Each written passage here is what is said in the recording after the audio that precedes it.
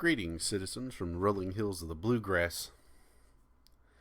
It's always perennial, hence the always, that Israel and the Palestinians will start murdering one another again. And this has been going on for, at least minimum 70, 80 years. Outright fighting. I mean, we're coming close to 100 years on this stint of the timeline where they've just been unable to work together, to live together. And the Palestinians, I can understand, because they were thrown off the land that they had lived on for up until this point hundreds of years before. And then the Israelis, the Jews, had claim in the Bible for thousands of years. And it's one of those things that is sad, and that's the reason why in that audio letter that I said I thought was funny is because of the level of insanity that the UN actually feels like they have the capacity to do anything. They're not going to do anything. And that was the point. And while they say and everything, it's one of those moments where you hear on BitChute. I don't know if people do the apology video, or especially what happens on the other website. It doesn't matter, because you've already done what you've done. And we're not talking about illegality in these apology videos. People apologize to look good. It's the virtue signaling. But what it takes to strap yourself with explosives and run into a market, and then the retaliation that happens afterwards, we don't know anything like this. And we can proffer our opinions to anyone who will listen, like you may be listening to this now. But in the end, it doesn't matter, because they're going to have to sort themselves out. They're the ones over there, and no amount of you all getting in the middle, no amount of you Republicans or you Democrats, or even maybe some of you Libertarians, I don't really know where it stands, are going to change that. They have to make a choice. But they're addicted. They're addicted to violence. They're addicted to ideals. That means they are not going to be able to live with one another, because those ideals conflict at a crossroads. But unfortunately, that whole conflict is an entire landmass that we call Israel and the Palestinian territories.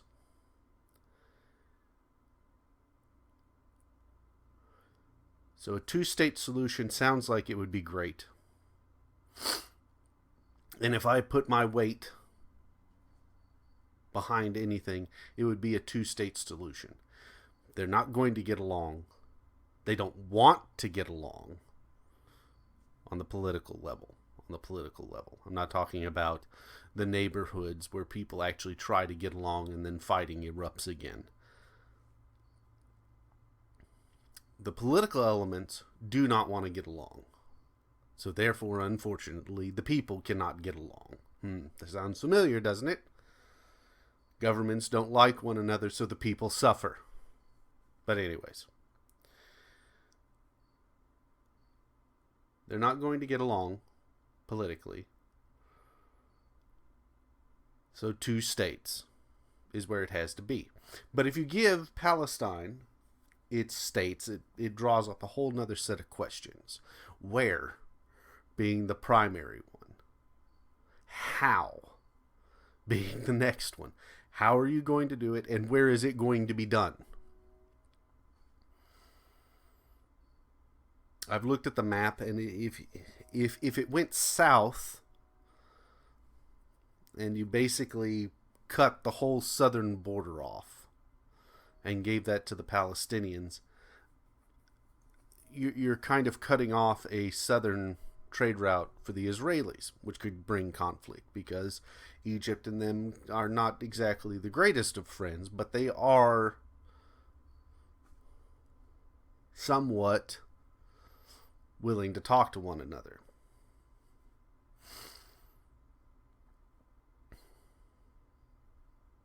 Two-state solution, and Israel would then have an enemy on its southern border that it has had constant conflict going on, and they have a reason to not like them.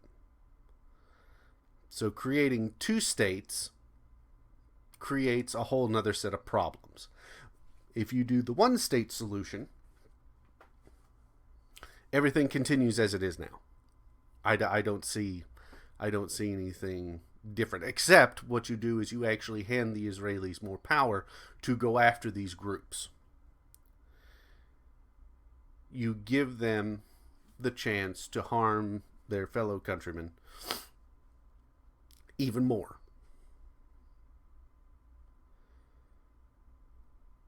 And this time they get to do it with the legal recourse. Not just the violence justification, but the legal recourse is because then those people will be citizens.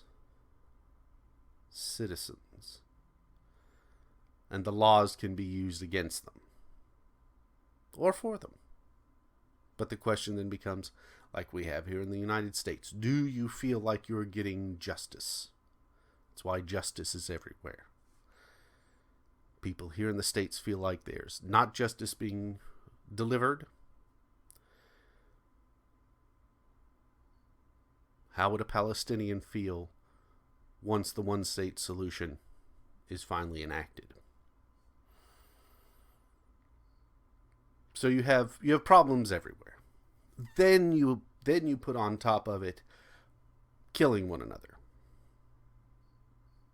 That's an exponent. That's not a plus or addition. That's an exponent. That cranks and ratchets everything up.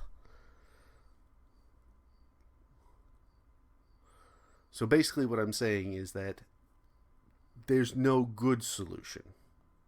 But you've got to start moving in a direction. I support the two-state just because get them separated. Right? First thing in a fight, if you're trying to be the outside intervener,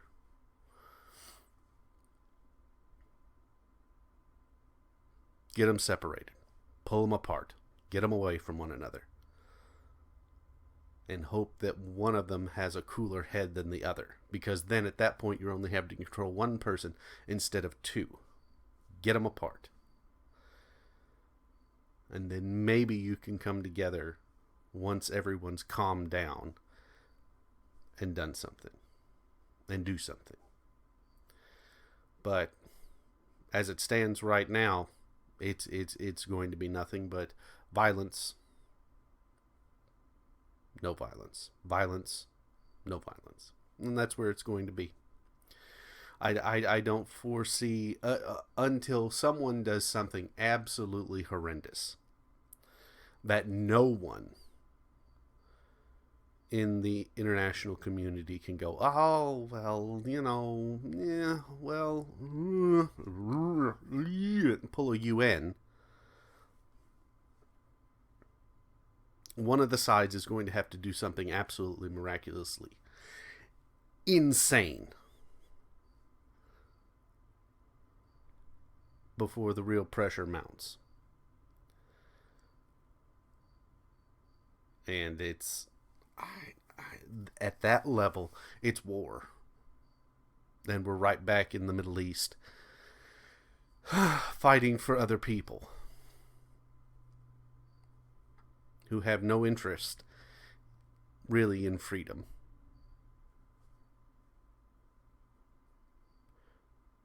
in liberty. We send troops right back in to stop them from killing one another. It's a strange position to be in as a libertarian, because this issue and the A issue. I don't really know what the other websites' policies are on saying the A word, the cessation of human life, before it removes itself from its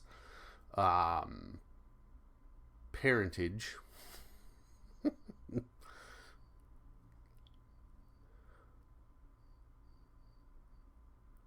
I don't know what their policies are on that, but their policies on this have been very clear.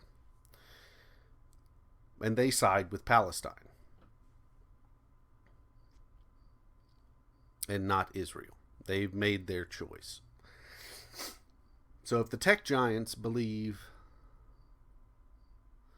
that Palestine's the just, if the left wing of everything believes that Palestine is the just cause to support, you have to listen to their reasons, and then you have to decide whether or not their reasons are justified. But that never justifies the violence.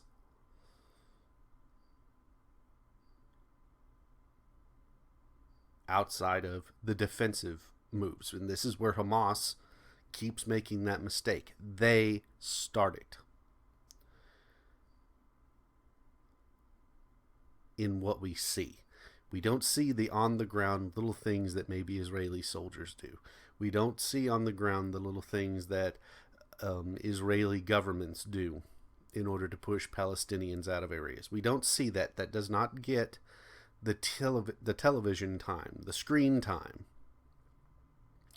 that 1,000 rockets being sent out of Gaza does.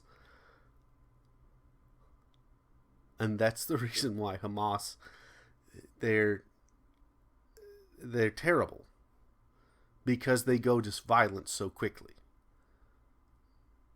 But that could have been building for weeks, for months, for years. That amount of rockets.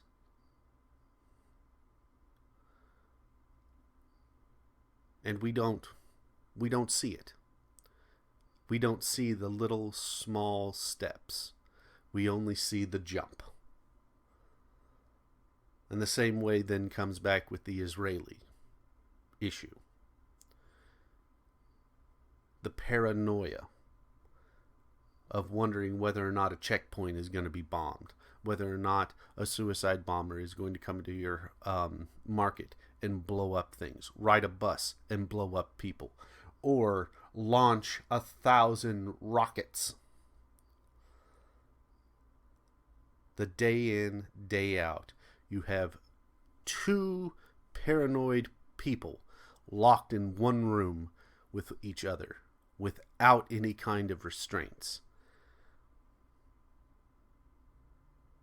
And you've divided the room in half. And you say, person A, this is your side. Person B, this is your side.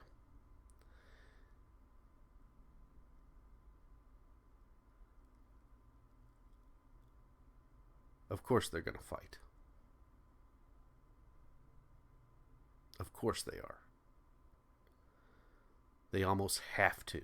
Because if they're at that level of paranoia, if they're at that level of vigilance, well, oh, don't you come over here on my side. Well, no, you stay over there. Don't you come over here. And they run right up to that line and they start yelling in one another's faces. And then it takes just a second. Just a second. And this is what I talked about with the Antifa people and the BLM people. And with the accelerationist right-wing people. They get loud and they get in your face and they poke you, but they don't actually poke you. They just come really close. They poke you in the mind with their words, and then they instigate, and then every so often there's an accidental touch, a contact, and boom, the fight begins.